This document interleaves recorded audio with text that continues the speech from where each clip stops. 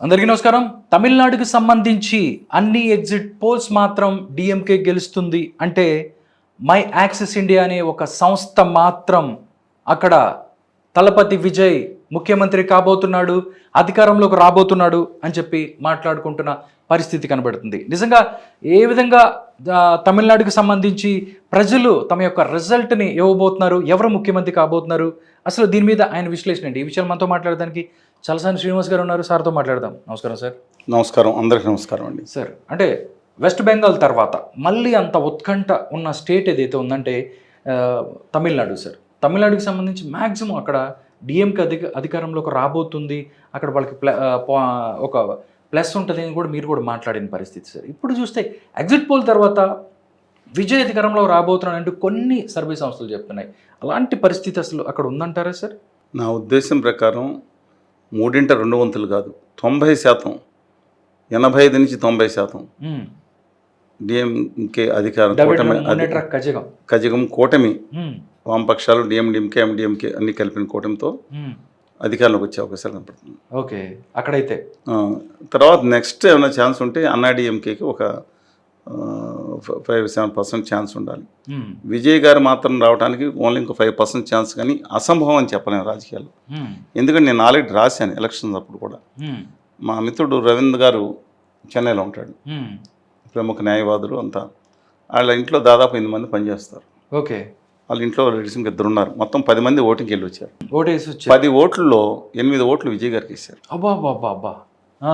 ఇది under current voting. ఈయన expect చేయలేదు, నేను ఇంకేమో ఎక్స్పెక్ట్ మనం ఎక్స్పెక్ట్ చేస్తాం. ఏంటంటే మార్పు, ఆయన పేరు కూడా తమిళనాడు పెట్టాడు, మార్పు అని. అప్పుడు జయప్రకాష్ నారాయణ గారు తర్వాత చేంజ్ అనేది మన చిరంజీవి గారు కూడా పెట్టారు కదా. అందుకని అది బాగా ప్రజల్లో వెళ్ళిపోవటం అది గమనించాం. అది అర్బన్ సెంటర్స్లో ఎక్కువ వెళ్ళిందండి ఆయన ఓటింగ్. రూరల్ సెక్షన్స్లో వెళ్తే మాత్రం ఆయన సక్సెస్ అయ్యే అవకాశం ఉంది. బట్ రేర్, నేను అనుకుంటే అసాధ్యం కాదు. ఆయనకే ఎక్కువ మంది 10-20 సీట్లు 30 సీట్ల వరకు ఇచ్చారు. కొన్ని సంస్థలు మాత్రం లెస్ దాన్ 0 to 3 కూడా ఇచ్చిన సంస్థలు కూడా ఉన్నాయి. ఇవన్నీ 15 సీట్లు 15 సీట్లు వచ్చినా ఇవాళ ఏంటంటే ఆయనకి 10% ఓటింగ్ లోపు వస్తే మాత్రం డిఎంకే 150-160 స్థానాలు వస్తాయి సార్. 10 నుంచి 15 ఒకటి, ఆయన తర్వాత 20 దాటితే ఒకటి. అందుకని ఆయన మీద డిపెండ్ అయి ఉంది వాళ్ళు. సార్, ఇంకోటి కూడా చెప్తున్నారు, అన్నా డిఎంకే కూడా డిఎంకేని దొంగ దెబ్బ కొట్టడానికి రెడీ అయిపోతున్నారు. ఒకవేళ విజయ్కి మంచి స్థానాలు వస్తే మాత్రం వీళ్ళు సపోర్ట్ చేసి విజయ్ ముఖ్యమంత్రి అని చెప్పి డిఎంకేని రాకుండా చేసే ప్రయత్నం కూడా చేస్తారంటున్నారు. ఉత్తర భారత జనతా పార్టీ అంటారు కదా మీరు, అలాంటిది ఏదైనా చేసే అవకాశం ఉంది? అలాంటి జిమ్మిక్స్ ఏమన్నా అక్కడ? జిమ్ముక్ చేయకుండా ఇప్పుడు ఆదాని ఉత్తర భారతీయ జనతా పార్టీ గుమాల పార్టీ పన్నీర్ బటర్ మసాలాని పాలక్ పన్నీర్ని చేతులు పెట్టి ఆడిచ్చారు కదా. అది కదా ఏదో పేరు ఉంది, అదే పన్నీర్ సెల్వం గారిని పళనిస్వామి గారు అదే ఇద్దరిని చేతిలో పెట్టి ఆడిచ్చి తమిళనాడు ఆత్మగౌరవాన్ని గుజరాతీ పాఠశాల కాళ్ళ దగ్గర పెట్టించుకున్నారు కదా. దమ్ము కలేజ్, అందుకే కదా మన డిఎంకే అంత వచ్చింది. వాళ్ళ విజయ్ని ఎన్ని ప్రలోభాలకు గురి చేసి ఎన్ని కేసులు పెట్టి వేధించారు తెలుసా? గత 7 సంవత్సరాల్లో మీకు నరక యాత్ర పెట్టారు విజయ్ గారిని, మీకు తెలీదు. సెన్సార్ సినిమాకి సంబంధించి జననాయకే కాదండి, 7 సంవత్సరాల నుంచి ఒక అభ్యుదయవాది విజయ్, ఆయన అద్భుతంగా పెట్టారు, భయంకరంగా పెట్టారు ఆయన పొజిషన్లో. ఆయన్ని ఇప్పుడు ఎన్నో ఆశలు చూపించినట్టున్నారు, కానీ ఒప్పుకోలేదు. ఇప్పుడు నా పర్సనల్ అభిప్రాయం, తెలుగు బిడ్డ మా ముత్తవేలు దక్షిణామూర్తి గారు అబ్బాయి, అదే కరుణానిధి గారు, ముత్తవేలు దక్షిణామూర్తి గారు అసలు పేరు కరుణానిధి పేరు మార్చుకున్నాడు ఏది ఇష్టంగా. వాళ్ళ అబ్బాయి ముత్తవేలు కరుణానిధి స్టాలిన్, ఎంకే స్టాలిన్ గారు అధికారంలో రావాలని నాకు వ్యక్తిగతం, తెలుగు బిడ్డగా, ఆయన తెలుగు బిడ్డ కాబట్టి. లేదు, సగం తెలుగు బిడ్డ అయినా చంద్రశేఖర్ గారు అబ్బాయి విజయ్ జోసెఫ్ విజయ్ గారు అని అధికారంలో రానివ్వండి. నేనే ఇది ఆఖరికి ఇప్పుడు కేఎన్ నెహ్రూ రెడ్డి గారు ఉన్నారు మంత్రివర్గంలో, గాంధీ గారు ఉన్నారు, నేను ఇప్పుడు చెప్పే పేర్లన్నీ మీకు శేఖర్ బాబు గారు ఉన్నారు, ఆయన బల్జీ నాయుడు గారు, తర్వాత ఇంకొక ఉన్నారు ఆయన నెహ్రూ గారి తర్వాత సెలవరాజు గారు, ఆవిడ అరుంధతి మాదిగ సమాజ వర్గ మంత్రి గారు, అలాగే 5 తెలుగు వాళ్ళు బెడ్లో ఉన్నారు. 2 తెలుగు వాళ్ళు పెట్టిన, అంటే కులం ఎందుకు వస్తుంది, మన విజయకాంత్ కెప్టెన్ విజయ్ ఆలగిరి స్వామినాయుడు చనిపోయారు, వాళ్ళు ఆవిడ పోటీ చేస్తున్నారు. 10 సీట్లు ఉన్నాయి ఎండిఎంకేకి, డిఎండికేకి. ఎండిఎంకే అని వైగో వైపూర్ గోపాలస్వామి గారు, ఎలమంచిలి గోపాలస్వామి గారు అంటారు, ఆయన తెలుగు బిడ్డే. వీళ్ళందరూ దీంట్లో ఉన్నారు. ఇప్పుడు కేపీ మున్స్వామి గారు అన్నాడీఎంకలు ఉన్నారు. బట్ ఒకటి అండి, సిచ్యుయేషన్లో పళనిస్వామి గారు స్ట్రాంగ్ ఫుటేజ్ ఇచ్చారు కాబట్టి వాళ్ళు బీజేపీ అన్నామలై గారిని పక్కన పెట్టి ఆయన ఎత్తిమే పెట్టుకోవాల్సి వచ్చింది. ఆయన బీజేపీ సీట్లు ఆయన కేటాయించాడు. ఆఖరికి ఓన్లీ తమిళ సై గారికి మైలాపూర్ స్థానం అనేది చెన్నైలో ఒకటి కేటాయించుకున్నారు. ఇవాళ దక్షిణ తమిళనాడులో విజయ్ ఫ్యాక్టరీ చాలా ఉంది. నేను కన్యాకుమారి మాట్లాడితే ఆ రాష్ట్రం అత్యధిక హిందువులు మైనారిటీ ఉన్న రాష్ట్ర జిల్లా ఏదో ఉందంటే కన్యాకుమారి అని చెప్తారు. దాంట్లో కూడా అత్యధికం ఇవాళ మా డైరెక్ట్ కిషన్ వచ్చాడు అనే భావన వ్యక్తపరిచారు కొంతమంది. అదేంటి అన్నాడీఎంకి ఏతిస్టులు అండి, మతం లేదు వాళ్ళకి అని కొంతమంది. అందువల్ల అత్యధికంగా ఇవాళ అంటే మత ప్రాతిపదిక కాకపోయినా వాళ్ళ పరిస్థితి అలా వచ్చేసింది బీజేపీ రెచ్చగొడుతున్న సందర్భంలో. కానీ పశ్చిమ అంటే దీంట్లో నార్త్ చెన్నై ఒకటి ఉంది, మిగతా నార్త్ మెద్రాస్ ఒకటి ఉంది, సెంట్రల్లో మెద్రాస్ సెంట్రల్ తమిళనాడు, వెస్ట్రన్ తమిళనాడు. ఈ వెస్ట్రన్ తమిళనాడులో తెలుగు వాళ్ళు ఉన్నారు. ధర్మపురి అంటే కృష్ణగిరి నుంచి విడిపోయినా సరే ధర్మపూర్లో సేలం, ఈరోడు, కోయంబత్తూరు, తిరుపూరు ఈ అన్ని ప్రాంతాల మెట్టిపాళెం, ఈ అన్నింటిలో తెలుగు వాళ్ళు ఉంటారు. ఊటీ ఉదగమండలం అంటే ఇప్పుడు ఊటీ అనుకోండి. ఈ అన్ని ప్రాంతాల్లో ఫస్ట్ హయ్యెస్ట్ కెపాసిటీ ఉంది గౌండర్స్కి. ఆల్రెడీ పళనిస్వామి గారు ఉన్నారు. దానికి 40 సీట్లు 40 సీట్లు ఆధిపత్యం వచ్చింది లాస్ట్ టైం ఆయనకి. అక్కడ ఓకే హయ్యెస్ట్ వచ్చింది అక్కడే, అదే నిలబెట్టింది ఆయన. నెక్స్ట్ ఉంది నాయుడుస్, తెలుగు ప్రాంతాల్లో వివిధ కమ్యూనిటీస్. పేరు నాయుడు ఉన్న 3-4 క్యాస్ట్లు ఉంటాయి దాంట్లో.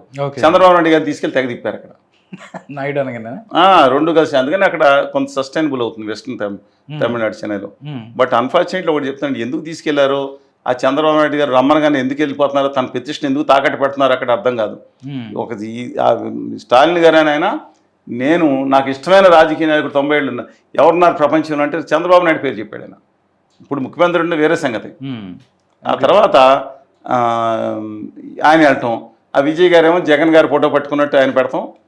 మొత్తం నేను చూశాను జగన్ గారి ఫ్యాన్స్ అసోసియేషను సోషల్ మీడియా మనం సపోర్ట్ చేయాలని. కానీ అంతరంగంగా ఒకటి జరిగిందంట నాకు తెలిసిన సమాచారం. How far it is true I don't know. అవునా, అండర్ గ్రౌండ్లోనా? అవును. దాంట్లో పెద్దిరెడ్డి రామచంద్రారెడ్డి గారితో స్టాలిన్ గారు మాట్లాడతాం.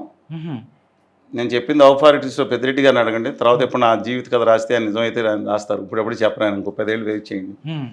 మనం సపోర్ట్ చేద్దాం జగన్మోహన్ రెడ్డి గారిని తీసుకుంటాం. అంటే శత్రువు మన మిత్రుడు. డిఎంకే నెగ్గేటట్టు ఉంది, డిఎంకే కూడా పర్వాలేదు అనే ఉద్దేశంతో ఆయనతో మాట్లాడతాం. మీరు కౌంటర్గా వచ్చే ఎన్నికల్లో 2029 ఎన్నికల్లో డిఎంకే చిత్తూరు చాలా ప్రాంతాల్లో వాళ్ళ ప్రాతినిధ్యం ఉంది. ఓకే, వాళ్ళు తమిళులు జగన్మోహన్ రెడ్డి గారికి మద్దతు ఇచ్చేటట్టు. ఓకే, బాగుంది కదా అండర్స్టాండింగ్. ఇది అంతరంగా జరిగింది. బయట ఏమో వాళ్ళు తెలియని వాళ్ళు కొంతమంది ఇది ఒక గొడవ. అంటే తెలుగు వాళ్ళకి వాళ్ళు అత్యంత ఆసక్తికరంగా ఉండే ఎన్నికలు పశ్చిమ బెంగాల్ కంటే తమిళనాడు, ఎస్పెషల్లీ ఆంధ్రప్రదేశ్లో ఒకప్పుడు కలిసి ఉన్న భూభాగాలు. తెలుగు రాష్ట్రంలో మిగతా వాళ్ళు తెలంగాణలో కూడా అక్కడ ఏముంటుంది తమిళనాడులో ఆసక్తిగా ఎదురు చూస్తారు. ఏమో సార్, రోజా గారు కూడా వెళ్ళి అక్కడికి ప్రచారం చేశారని చెప్తున్నారు. ఎవరికి? శ్రీమతి రోజా గారు. నాకు ఏ పార్టీ సరిగ్గా లేదు సార్, అక్కడ కూడా తమిళ ఎలక్షన్స్లో ఆవిడ కూడా అక్కడికి వెళ్ళి పోటీ ఆయన సెలవమణి గారు అక్కడ స్థానికుడు మొదలియార్ కుటుంబాల్లో పలుకుడు ఉన్న వ్యక్తి. అందువలన సార్ ఇంకోటి కూడా లాస్ట్ అండ్ ఫైనల్ దీనికి అంటే ఎవరు నెగ్గుతారని కూడా చెప్తున్నాను, అర్థమవుతుంది. డిఎంకే అంతా ఉంది, పిఎంకే చీలిపోవటం. అనుభవి రామదాస్ గారు వాళ్ళ నాన్నగారు కూడా ఇద్దరు చీలిపోవటం. 1 ఇయర్ కమిటీలో చాలా ఒకప్పుడు వీరప్పని కూడా 1 ఇయర్స్ అండి కమిటీలో. అది ఉత్తర ధర్మపూర్ దగ్గర నుంచి ఉత్తర తమిళనాడులో చీలిపోవటం ఇవన్నీ ఉన్నాయి. బట్ విజయ్ ఫ్యాక్టర్ చాలా. పవన్ కళ్యాణ్ గారు చిరంజీవి గారు అన్నారు, 2 దాడిపోవచ్చు. విజయకాంత్ కొన్నా కూడా జారిపోవచ్చు. దమ్మున్నాడు, నిలబడతాడు రాజకీయాలు. ఎట్టి పరిస్థితుల్లో ఎప్పటికప్పుడు ముఖ్యమంత్రి అవుతాడు. దాచుకోండి, బీజేపీ ఎరైస్తే ముఖ్యమంత్రి తీసుకోవచ్చు ఆయన. ఎందుకంటే తన పాలన ఒకసారి చూపించాలి. కానీ కాలు కింద వేసి కోసిలాగేస్తాడు, అది కూడా ఆయన తెలుసు. ఎవరిని బీజేపీ నమ్ముకున్న వాళ్ళు బాగా ఉన్నారు. ఆ రోజు వాజ్పేయి గారు ఉత్తర భారతీయ ఆదాని పార్టీని నమ్ముకున్న వాళ్ళు సర్వనాశనం అయిపోయారు. తల్లి కూతుర్ని విడదీశారు కదా. కృష్ణా పటేల్ గారిని విడదీసి తల్లిని పక్కన పెట్టి అనుప్రియ పటేల్ గారిని తీసుకుని కేంద్ర మంత్రి ఇచ్చారు అపనాదాలు. మీరు చూశారు కదా అక్కడ బిష్ణోయ్ గారిది, భజనాల్ గారిది ఎంత దుర్మానం చేశారు. అకాలీదాలను ఎలా చేశారు, తర్వాత శివసేనని నాశనం చేశారు, ఎన్సీపీని నాశనం చేశారు. నితీష్ కుమార్ గారిని ఆట బొమ్మ కింద బఫూన్ల కింద చేసి పడేశారు. ఆ సామ్రాట్ చౌదరి అంట 4వ క్లాసు అంట ఏం మాట్లాడతాడో, మై కమ్రాచి డాక్టరేట్ అంటే ఏం డాక్టరేట్ ఏం చదువుకున్నాడో అర్థమే సావదు. ఏలుముద్ర మనిషి ఆయన ముందు ఇలా బిత్రపోయి అప్పుడే చదువుకున్నా ఇలా బిత్రపోయి చూస్తున్నాడు.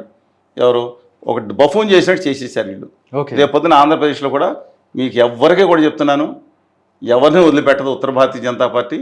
వాళ్ళ ఆర్థికంగా మొత్తం నవనాళ్ళు మీ దగ్గర తీసుకుంటుంది, ప్రజలను కూడా బానిసలు చేసేంత వరకు వదిలిపెట్టదేమని చెప్పి నా అనుమానం దయచేసి గమనించండి. తమిళనాడులో కనీసం ఆత్మగౌరవంతో పోరాడుతున్నారు. ఆ జయలలిత గారు, ఆ కరుణానిధి గారు ఒకళ్ళ మీద ఒకళ్ళు అవస్థాపనహాలు చేసుకున్నారనే దుర్మార్గం వచ్చినా సరే రాష్ట్రం వచ్చేటప్పుడు ఒకటవుతున్నారు. Hats off to Tamil Nadu as per that is concern. కనీసం దాంట్లో కొంతమంది బానిస బతుకులు వదిలేండి అని చెప్పి నేను ఇక్కడ తెలుగు ప్రాంతాల్లో ఉన్న కొంతమంది బానిస నాయకులు విజ్ఞప్తి చేస్తున్నాను. సరే, ఒకటి ఏంటంటే కొంతమంది చెప్తున్నారు విజయ్ ఎవరైతే ఉన్నారో 2 చోట్ల ఓడిపోతున్నాడు, అలాంటి పరిస్థితి ఉంటుందా? వాళ్ళు అంటే ఇది 1 స్టెప్ ముందుకెళ్ళి చెప్తున్న పరిస్థితి. మేబీ పవన్ కళ్యాణ్ గారు 2 చోట్ల ఓడిపోయారు కదా. ఎన్టీ రామారావు గారు అనేక సార్లు 3 చోట్ల పోటీ చేశారు. ఎక్కడ? హిందూపురం, నల్గొండ, గడ్డం రుద్రమదేవి గారు తర్వాత వచ్చారు. గుడివాడ 3 చోట్ల నెగ్గారు. 2 సార్లు నెగ్గారు. 3 సార్లు నెగ్గారు. ఒకసారి పోటీ చేసినప్పుడు 89లో ఓడిపోయాడు కదా చిత్తరంజన్ దాస్ మీద. అందుకని పెద్ద ఇప్పుడు డైరెక్ట్గా 212 సీట్లు వచ్చిన ఎవరు మమతా బెనర్జీ గారు ఓడిపోయారు దాంట్లో సింగం మీద సీట్లో. ఓకే. అంటే పెరంబూర్ తిరుచుకి సంబంధించి స్ట్రాంగ్ క్యాండిడేట్స్ ఉన్నారు, అవుట్ సైడ్ గా అవి ఉండొచ్చు. బట్ అదే మీరు ఓటమి నుంచి పారిపోయేవాడు నాయకుడు కాదు. మళ్ళీ ఓటమి గెలుపుకి అంచనాలుగా మెట్లు వేసుకుని అది ఎక్కువ నాయకుడు. అందుకు విజయ్కి కెపాసిటీ ఉందని నేను అనుకుంటున్నాను.